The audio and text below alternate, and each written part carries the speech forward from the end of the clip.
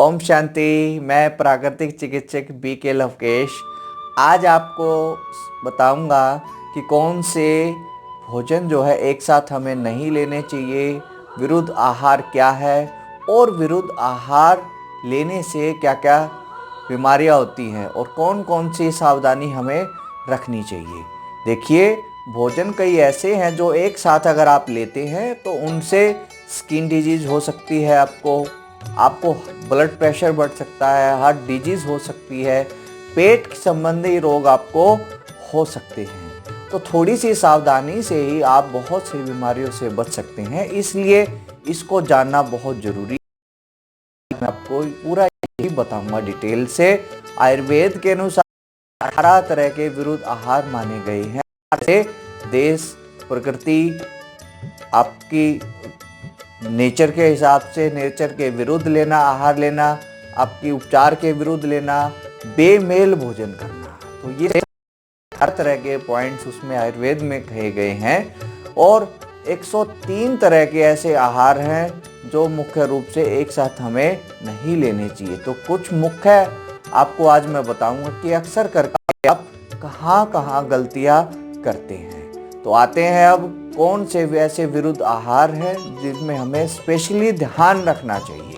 सबसे पहले आता है दूध के साथ कौन कौन सी चीजें आपको नहीं लेनी। देखिए, दूध के साथ आप प्याज और केला, 3 चीजें हैं, इनको नहीं खाना चाहिए। खट्टे फल, जितने भी सिट्रिक फ्रूट्स है, पाइनएप्पल, संतरा है, मौसम्बी, ये सब दूध के साथ कभी भी नहीं लेने चाहिए। इसके साथ अगर आप केला लेते हैं तो उससे कब्ज बनती है, क्योंकि वो क्या है, दूध एक संपूर्ण आहार है, केला भी एक कंप्लीट फूड है, और इसलिए दोनों को अगर आप इकट्ठा लेते हैं तो उससे पाचन खराब होता है। जो मेहनत करता है खूब वो खा सकता है, लेकिन आप इतनी मेहनत नहीं करते, इसलिए आप बिल्कुल भी ना खाएं। दूसरा, प्याज जो है, बहुत सारे प्याज खाते हैं तो नहीं खाना चाहिए।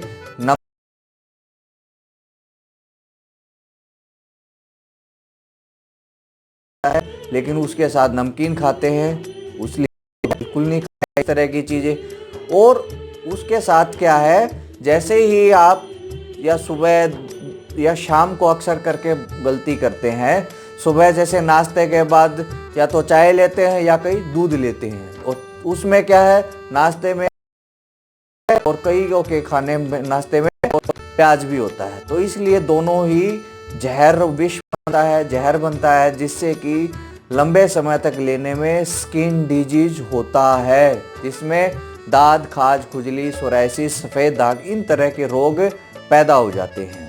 दूसरा, जितने भी खट्टे फल हैं वो दूध के साथ कभी भी नहीं लेने चाहिए। दूध के साथ दही का प्रयोग नहीं करना चाहिए। और ये तो थी दूध की बात। और दूसरा, शाम को मैं बताना चाहता हूँ, अक्सर करके गाँव में क्या करते हैं, शाम को जो है रोटी के साथ दूध ले लेते हैं, जिससे भी स्किन डिजीज होती है, सोराइसिस वगैरह। यही मुख्य कारण है। जितने भी स्किन के पेशेंट हैं, सबसे पहले ही उनसे मैं पूछता हूँ दूध आप किस टाइम लेते हो, तो देखते हैं कि उनके जो डेली रूटीन है वो नमक के साथ दूध लेते हुए मिलते हैं। तो मेरे आपसे रिक्वेस्ट है, तो कभी भी इस तरह की चीज़ें आप बिल्कुल ना खाएं। दूसरी चीज़, दही के साथ भी 3 कॉम्बिनेशन है। एक तो है नमक, दूसरा है केला, और तीसरा है उड़द की दाल।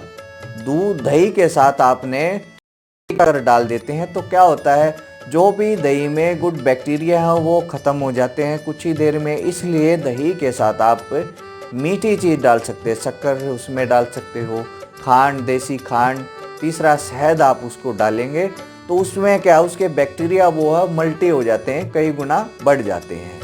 तीसरा जो है, जो दही के साथ दही बड़ा बनाते हैं, दही भल्ले बनाते हैं, दही और उड़द की दाल एक साथ बिल्कुल नहीं लेनी चाहिए। उससे ब्लड प्रेशर 20 से 25% बढ़ जाता है, जिससे हार्ट डिजीज की संभावना होने के चांसेस हो जाते हैं।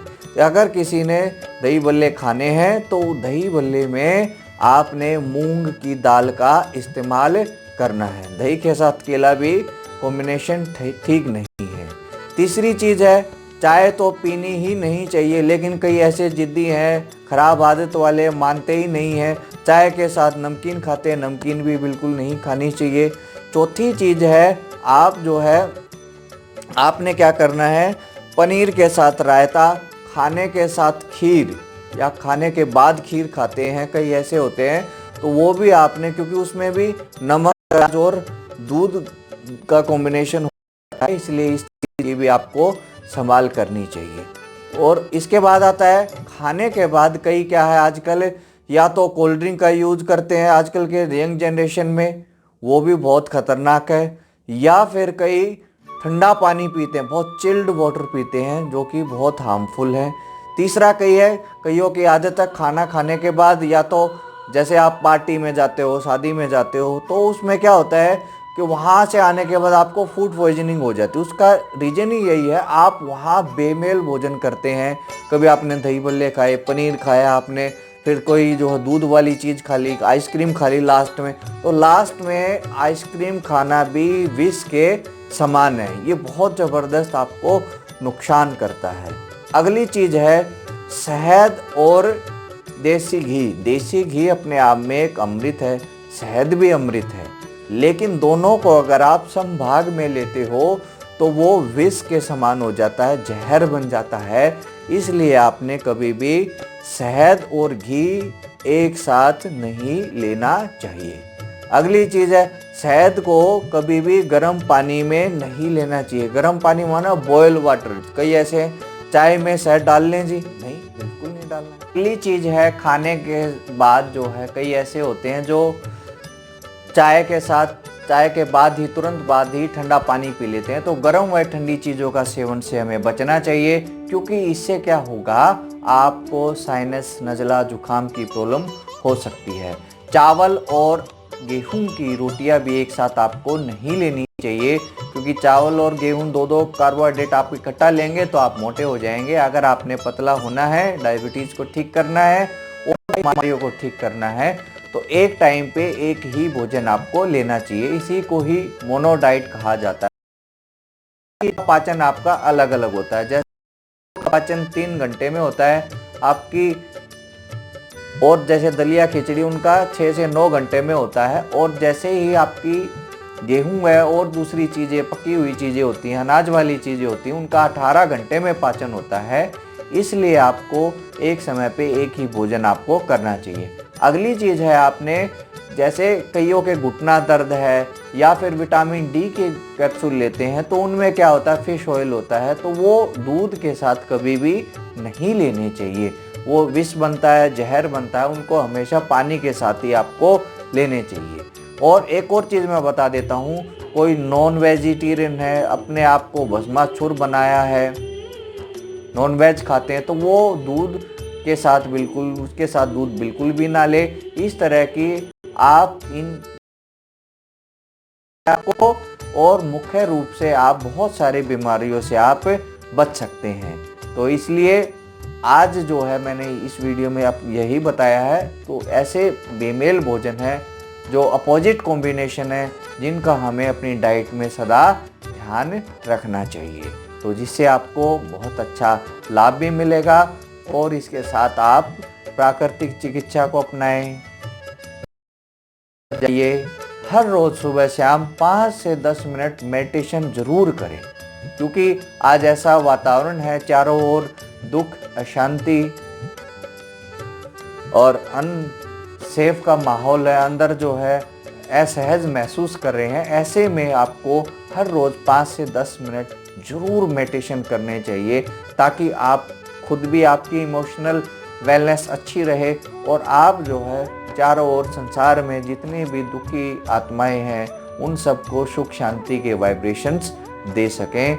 मेरे चैनल डिवाइन नेचर क्योर को सब्सक्राइब करें। ओम शांति। Thank you.